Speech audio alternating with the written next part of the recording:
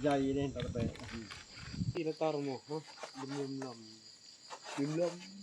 แจวแจวแจวเพียคมอำลำนี่ซีนพี่น้องเอ้ยมาเด้อผู้ใดอยากมากินน้ำกันเอิ้นตลอดแต่บ่เห็นไผมา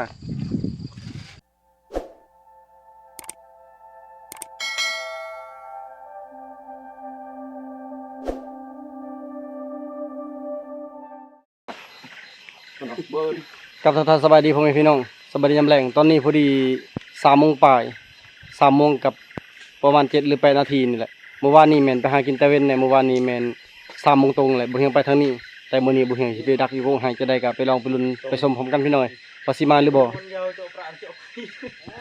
ฝนตกเมื่อกี้นี้นะตกบ่แห้ง 2-3 เทื่อแล้วนะแต่ว่าตกบ่แห้งซ้ำมื้อเช้านี้โอ้บรรยากาศเสียงนกคือเก่าเบิด5 คนนะไปทางเดียวกันมื้อนี้พูดละเกียมบนนั้นไปรัดไปดักอันไปนำหอยหมูเก่าโตบ่เห็นเมื่อเช้านี้นะ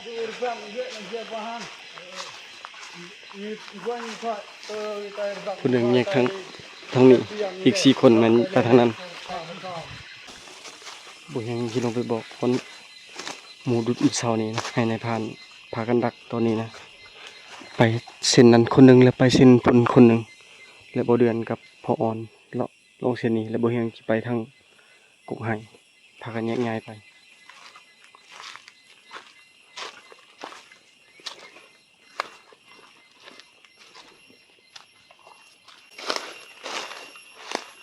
ตอนนี้สิพากันแยกพวกบ่เดือนไปทางนั้นบ่เดือนสิกลับไปทางลุ่มพุ่นทางใต้นะแล้วพ่ออ่อนสิเลาะแถวนี้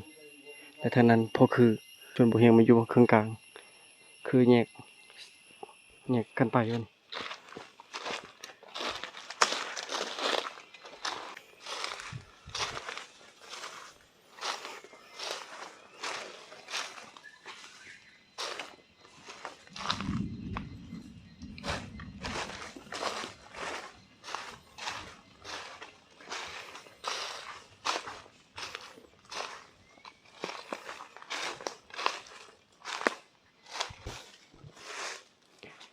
เท่านี้หอยหมูปลานะ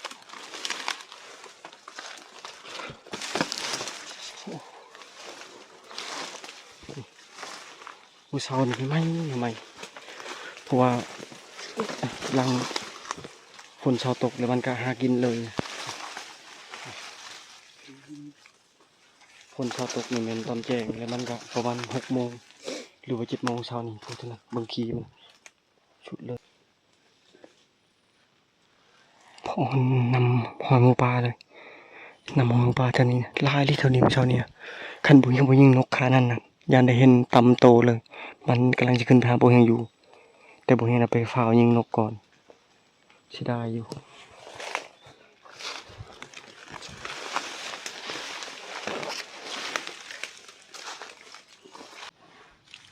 มูนะ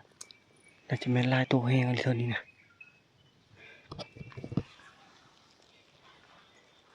คือมันอยู่บางนี้นะประมาณเป็น1-2 มือแล้วมันก็มุ่งหน้าไปทางพี่พอดีบุญยังลัดหน้ามันเลยนะ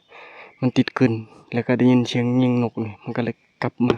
แล้วฉันมันลงไปทางพุ่น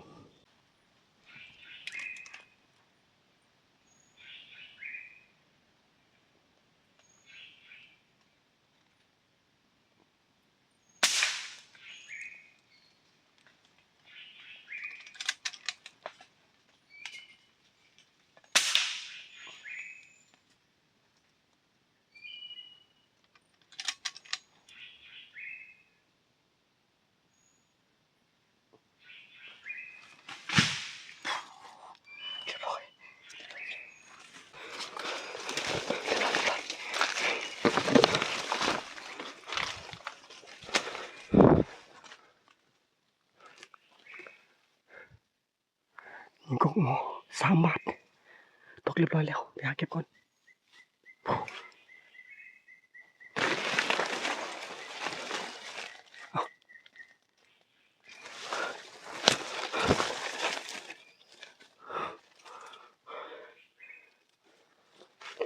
ตุกเลย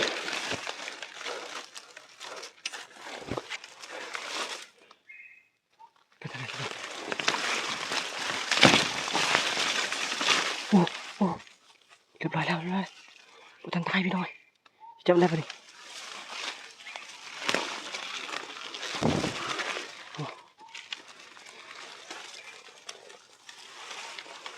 เรียบร้อยแล้วโอ้โอ้เรียบร้อยแล้วบ่ทันตายอยู่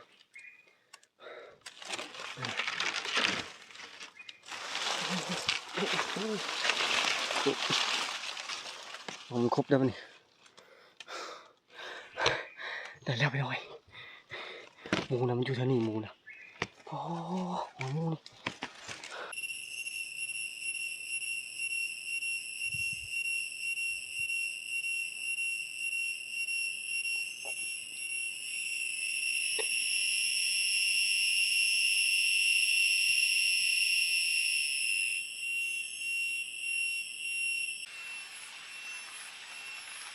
ผลไม้เล็กน้อยผลนกกระดิ่งเขาพนกกระดุกเขางานนั้นเขาช่อง3 ตัวแล้วแต่ว่ายิงยากและนกเป่าก็อยู่ในกุกเปลือยนี่ประมาณช่อง3 ตัวบ่เห็นแต่ตอนเข้ามาทมิดเห็นมันอยู่แถวๆนี้บ่ทันบินไปใส่กุกนี้มันค่อนข้างจะยิงยากแน่ใครที่ว่าของหมอบ่ให้ยิงกุกนี่มันออกจากกุกไม่กุกให้แล้วคันอยู่นี่ก็จะคิดได้หรือบ่ผลมาอีกแล้วมาหลายครั้งแต่บ่แห้งมื้อนี้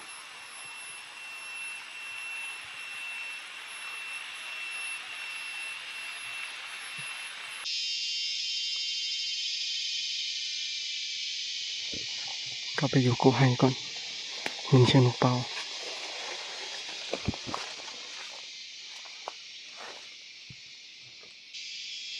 ได้ยินเสียงมอไม้ตกปุปุปุยังแลนมาเบิ่งปุกุกนั้นก็ฮอกนะยังเห็นอยู่ฮอกปุยิงก็ยังบ่ถึกอยู่ปลายโหแล้วก็ลิงวังนี้ตัวใหญ่เลยลิงดอนแล้วก็ตัวหนึงวังนั้นแล้วก็ฮอกตัวหนึงอยู่หั่นบ่ยังบ่ได้ยินก็ฮอกกันคิดว่าฮอกหมอกินบ่ได้เป็นก็ฮอกน้อยมันบ่เข้ากุกให้ปุอยู่ลงบ่รู้แห่งดักอีกปุลิงลายลิงเกมเขานี่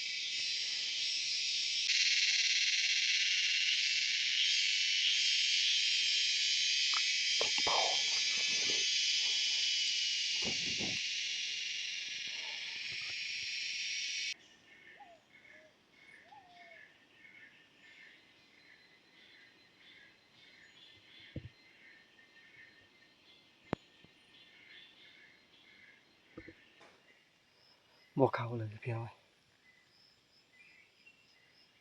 เห็นก็ฮอกแลนเขาแต่พุ่นมาพี่ตัวหนึงแต่พี่ไปพุ่นตัวหนึงแต่ว่าบ่ฮู้มันอยู่งาใดนะบ่เห็นเลยตัวนี้เข้ามาบ่ยังอยู่เป็น30 นาทีแล้วยังบ่เห็นแต่ว่ามันไปงานนั้นน่าจะเป็นไปงานเบิ่งนั้นบ่แล้วก็มาแต่พุ่นแล่นลิบๆมาพี่เลยตัวใหญ่เข้ามาช่องโตแต่บ่เห็นจังไปอยู่งาใดมันหลายงานกเป่าก็บ่ได้ยิงนกกระโดดก็บ่ได้ยิงบ่ทันได้ยิงจักบาทเลย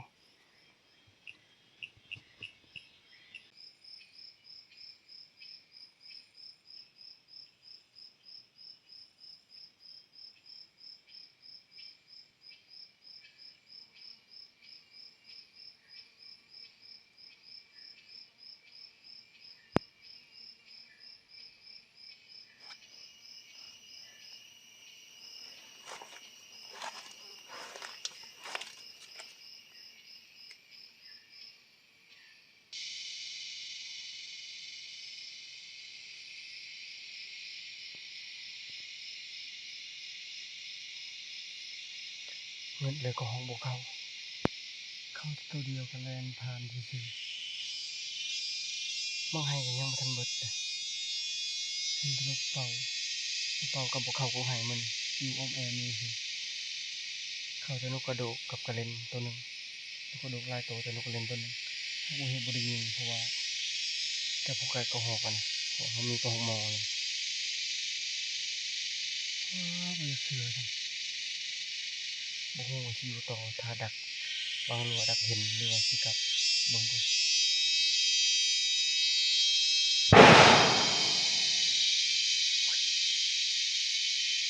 โอ้โอ้มีไก่ยังตะยาน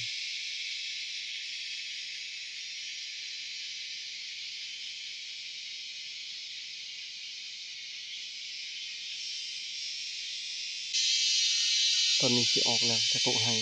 ว่าสิอยู่กับก็จะบ่เข้าแล้วนะมองให้ก็ยังหลายอยู่เข้าแต่นกก็หอกบ่เข้าเลยเวียงเห็นบางตรงประทันคำมันอยู่งานนั้นแล้วมันแล่นเนาะพี่จับมันลงมาทางไหนแล้วก็ตัวหนึ่งมันกำลังขึ้นไปทางนี้พอดีพออ่อนยิงอยู่หลุมพออ่อนยิงทั้งหมดประมาณ3 ลูกเดียวคันบ่ยังยิงอยู่นอกบินบนทันก็ติดรถหันตัวหนึ่งอันนี้ตัวหนึ่ง2ยันตัวหนึ่ง3แล้วก็ตัวมันแลนนะ4แล้วตัวมันขึ้น5 ตัวเห็นของ5 ตัวบ่เห็นเราอย่างบาทหนึ่งตัวนี้บ่ถือจะลิงแถวๆนี้ละลิงนะออมไปออมมาอยู่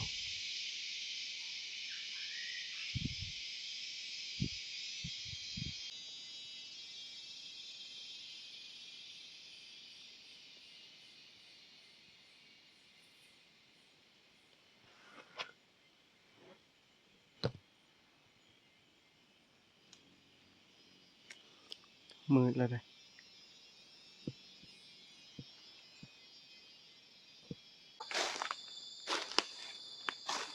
มืดเรียบร้อยแล้ว7 โมงไปบ่ได้ยินเสียงโมไม้ตก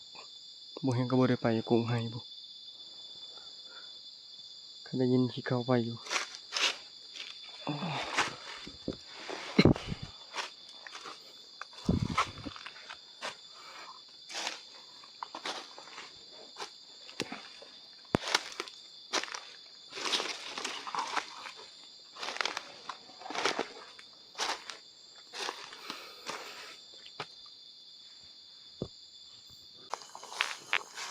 อาการบ่พอซ้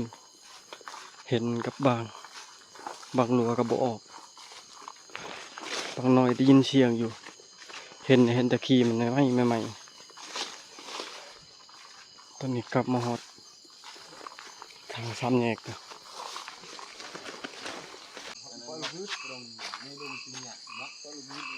โอ้ไปจะได้พากันได้ยังนี่ ได้ยังเลยครับ ไผได้ก็หอกไผได้นูไผได้วาย มาจมบวมแล้วมัน อ่อนได้ยังนี่ บูได้แรง หึ ก็หอกตัวนึง จะได้กันตัวหนึง นี่ ยิงใน3 บาท 2 บาท เล็บมันนี่คมขนาดใดนี่บ่เห็นจับตอนเมื่อกี้นี้บ่ทันตายนะหนูยันถึกเล็บมันยันมันครบกับปานนั้น นี่พระดิยนนี่ หางมัน หรือยังครับ ปีนี้บ่เห็นได้หลายโตอยู่ปีนี้ คือมันดูในคนดี สู่ทีมงานกินคิดว่าสิบ่มาอันแล้ว ปนาจูปนา ได้มื้อละแต้มเลยได้มื้อเช้านี่โตหนึง เกาหลี ขึ้นมาเมื่อวานนี้ 10 โมงมีบนดี บ่ได้มื้อนี้ได้ก็หอกหมอตัวหนึงพวกเท่านั้นทางกันครัวก็หอกไปได้บ่เดือนพอยังนี่ สบายดีก็หอกอยู่เด้คันว่าตั้งใจยิงหอกให้ได้2-3 ตัว มันกินบางหยัง มันกินมักเดือ2 ตน 3 ตน แต่ว่ามื้อนี้มีข้อเสียแล้วก็มีข้อดีก็ได้หอกตัวหนึงข้อเสียนะจักไปตกอยู่ใส่โมงบุกป่าบุกดงแถวๆค่อยไปนะ โมงเสียหลุดจังมือ แม่นละจนมาฮอดที่พักจนหูว่าโมงเสีย เออ สิได้ดิ ดูเลย ชื่อจักแซน 5-6 แสนประมาณนี้แหละ พอเสียดายเด้เนาะ แม่น เสียดายหมองผู้สิเกตะปะพ้นยังตกบ่จักนี่ ไปมองยาววัน ในบนแคมป์ที่พักของเฮาก็ฮอกบักใหญ่อะลิบ่เบิ่งทางเทิงน่ะมืดครึมไปเลยน่ะฝนสิตกบ่จักน่ะ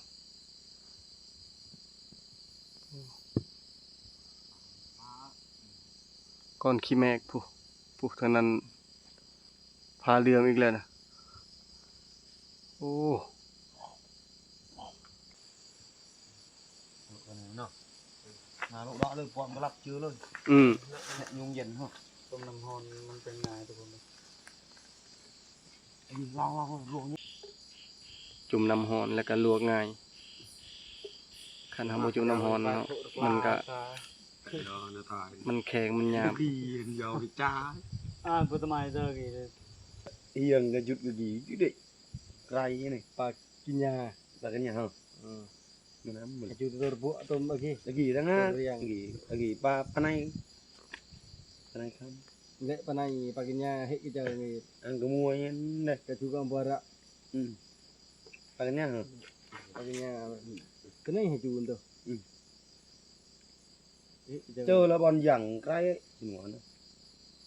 ยุ้ยเนาไปเจอหนอกแต่เดินไปเลยแก ตามคานาลีเนี่ยเนี่ยก็400,000วันนี้เหรอ làm ngoạn ngoạn rua kia và cái ly này cái té เฮ็ดยาวไม่ใช่เฮ็ดได้เฮ็ดไปคันกบูลในเป็ดโคตรขงวดขบวนเป็ดจางก็เป็ดไปแปะแล้วละเป็ดได้ ไปตัวไปเมียหมูนกเป็ดคือว่าเป็ดเหมยตามไม่ไปเมียแกคันโบแล้วก็ลาเป็ดได้ thì bọn ruồi môn chảy รอด เมืองน่ะต่างกิขนาดบ่มชู nông có chơi ở chuột tờ về บ่ขนาดบ่มชูเขาไอ้ nàng kêu định rồi bà dạ ครับตรงแล้วก็คือนี่ ลึกนี่เด้ ครัวกับห้องหมอพี่น้องเอ้ยได้กินกับห้องหมอแล้วบัดนี้เลยเหรอ ไปจะถึง พี่ยำรอชัวร์นั่งฉลำมาตีระดมจิตรอย thích nó lính này sạch này bơn เกือบได้กินแต่มื้อเช้านี้เขาอ่อนยิงบ่ตายบ่ bỏ bỏ tải ใหญ่ซ้ำนี่บ่ tầm ní กินมักเดือบ่ này อยู่เท่าใด như huồi สูงบ่ dù ปีขางบ่อยากอยู่แล้วคันสูงทำนี้อันนี้ก็สูงเติบแล้วบ่เห็นยิงนะ3 บาทก็สิตกนี่ดาวใส่เอิกนำมันถึกอันนั้นถึกขี้แฮเกือบบ่ได้อยู่ทางนี้ลายหรือมื้ออื่นเช้าที่ยังพออีกในมันกลองงานแก là cái này là ok โปรดเห็นทั้งเละ đúng rồi mà đấy như này บาทแจวเพียเจวคิง đã giao cái ăn ha hắn chọn rẽ rẽ rồi ra đi thật โอ้ยพี่น้องเอ้ยนะคนโปรดตะเตียนนี่เนาะอันดีครับเจ้าห้องเงินเยอะ cha này được cái ngày lại có rồi này đó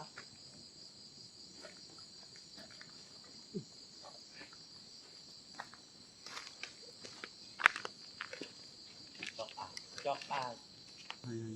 จ้าเจ๋ง เทียบคลึ่มกันเลยครับนี่เราจะรีจืดทางปลายบริการบริษัทอะไรกัน บางทีต้นนี้ออกเด้ตาเรียมบ่เบียงทันนี้มันนำบ้าเบิ่นเตอ phải nhớ บารมอนี่ nó buồn quá nào เพราะอีนี่ร่างจังกี้เพราะอีกี้ร่างจังนี้ นอนเบอร์ประอลีนี่ขายชอบ ตาจิปิดดอกเงินเงินจอยปิดดอกถึงมาหนึ่งยอมมึงจะดีอันนี้ช่วงปันตัวเราชอบอยู่บริยังเลย cái đàn cái kép cái sao ติดตาญาเจ้ามันนะเดินหาเจ้า อ๋อพี่น้องเอง rồi nha cái lâu rồi ที่ยาวต้น ชินขานี่ ra cái โอ้ lâu เรืองคักนี่ได้กินอาหารแซ่บคมอำลำอีกแล้วบัดนี้ เกือบบ่ได้ ในพันเกือบ ทีมงาน3 คนนี่เขาเจ้าบ่ได้เข้าป่าดนยานบ่ได้บ่เฮียงนี่เกือบได้กับเกือบบ่ได้นี่สิเอาเกือบบ่ได้พออ่อนเด้เกือบได้กับเกือบบ่ได้จะสิเอาตัวใด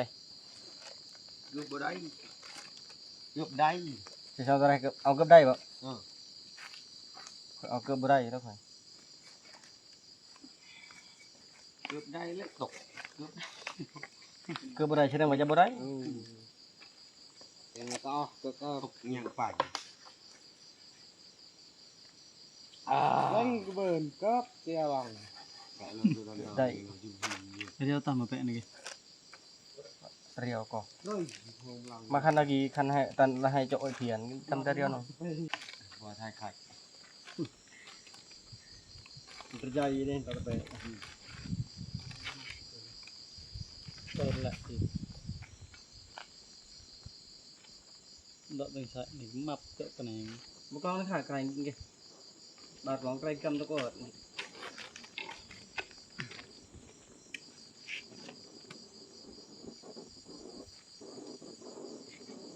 Bát. ได้เราอยากลอง ไปกลองก่อนกลองกบเลย Gọn vừa gì. กล่องแล้วใช่เลยเหรอน้องคาวิอาตีอันมาให้ก็คลาก็ยิงไปเบิร์น มอมปิมีช็อกมอรือกับพี่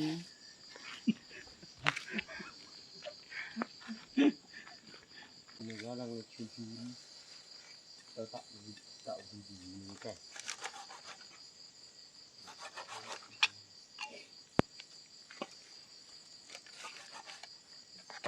เมืองครั้งน้องไปยัง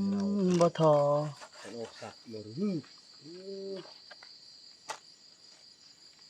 Đây là kỳ là tao một hả? Đừng lầm. Đừng lầm. Ngu mà nít. Lửa hả? อืม Độ da rêu hay độ hành định. Gọi chè như nào. Mà nhà mong. มัน Đó. Nhiệt tặng. มันขนาด Tặng một cái tạc lành. ต่อมาเช้านี้โบเข้า Và thì cái lành cái lạnh. Tí kìa. Thì sao? Thì sao? Thì đi cả đường. Anh tôi là hằng. Thì con sắn cả. Anh tôi là qua đi buôn kè.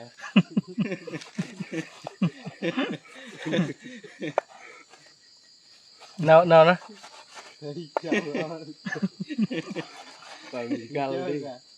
นั่นแหละจะเจอหน่อง Anh có nước giặt cái nhà cầm này. Lên đi. ด้วยบ่ Đấy chúa. Cổ cầm cả. ได้ซอยได้พี่น้องเอ้ยว่าสิกินพานคักๆประมาณพานประมาณหมู่หอมนี่ เดือนนับภายในเดือนแจง เดินแจ้งกับอากาศปั่นป่วนในช่วงนี้นะมื้อนี้ก็คนหลายเทื่อแต่บ่แห้ง ซองมาทีมงานซอง3ทีมงานเนี่ยเขาเจ้าขึ้นมาพี่ตลอด แม่นในช่วงนี้เขาขึ้นดุ บ่คือยามพ้น คันว่าแดดแบบนี้แหละผู้ใดก็วางเวียก คนขึ้นหลายคันพ้นแล้วผู้ใดก็เฮ็ดเวียกแหละบ่มีไผขึ้นมาสัตว์มันก็ออกหลาย อันนี้เขาเจ้ามาเก็บไม้แหน่ไม้ขยุงเก่าไม้ขยุงเศษนะคนมาแต่บ้านอื่นเขาก็ยังมาบ้านเฮาอีกก็มื้อนี้ก็มีคนขึ้นมาอีกในพันฮ้อน ไปหาฮอนโดยเฉพาะเลย ไปผู้เดียวอีกไปทางใดบ่ย่าน Thì ai bằng chỉ vậy có cái mang chỉ nặng lên. อันนี้ Còn cái kia lao. ตอนนี้ยังทาแต่นี่แหละ แกงกระดูก หรือว่าต้มกระดูกส่วนกระดูกเต็มหม้อหน่อย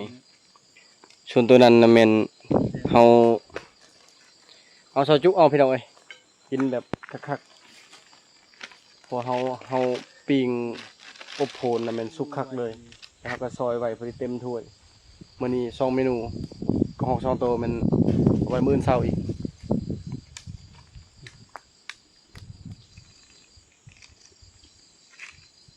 Mình chưa đi rồi hả? นี่แจวเพียคมอำลำนี่ซีนบางคนก็ว่าเขากินดิบตลอดสุกได้นี่นะนี่คุยแจวนี่พี่น้องเอ้ยมาเด้อผู้ใดอยากมากินน้ำกันเอิ้นตลอดแต่บ่เห็นไผมาคมคักเลย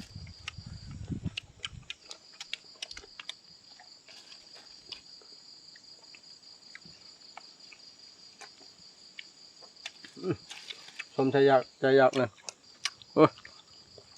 พรลองเบิ่ง เอามา อู้ก็คือเด้ มา เอา เอาแม่ลูกโดด ลูกโดดก็มีเอาเลยยังในตอนหนึ่งอยู่โอ้เอาบ่เดือน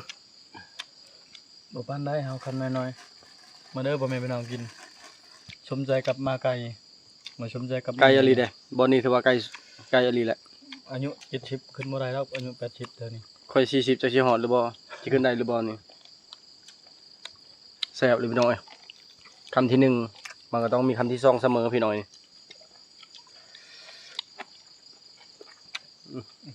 ผมเนี่ยวัดแล้ว กูมึกไง คน ไปบังจะโดนไง ชอบกบเลยละ กูคิดเวทห้องบกละว่าต้องเอาแต่ห้องบกละว่ามันอะไรเงินดูนะ เกล็กเลยมันยับ ว่าบาปแต่จุกโตอยู่ตะเมาไผลังนาวโจเลย เบิ้ลมันเอาตอนใช้ตู้จูบูโอ้อะไรทะลุไว้กันดูมันแบบนี้ ตัวดูแช่โฮตัวดูกันเลย คือแม่ชอบละทำมันจุนช่วยกูดู พอเพิ่นตอนหัวเสือพี่น้อยตอนขึ้นมาตอนบุญแห่งยิงกระหอกนะมันอยู่ แก่งตึง ติดกับทางเลย มาจะว่าตาวตรนาเนี่ยผมตรนาปืนนี่นั่งกันเอาหยับอาหยับมันตลับถึงวัดเลย พี่กายได้กินเตาคุมเนาะ รุมกาตะนั่งอยู่หยอบตลับ พี่นี่ก็มีเฮเลนาเว้าอยู่นะเฮเลนาเขาก็จะขึ้นมาทางนี้แห ตะ ละ กี้นะ กับ ย่าน ไอ้ดองนะ ตะกี้นะย่านเตาคุมบัดเดี๋ยวนี้นะบ่ได้ย่านแล้วมีวิธีแล้วกับบ่ตายอีก ตะกี้ยันไปเหยียบเนาะ แม่น ทำยันระเบิด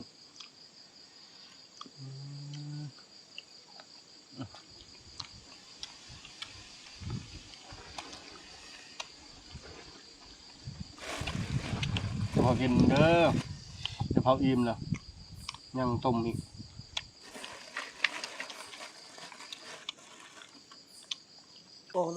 วิธี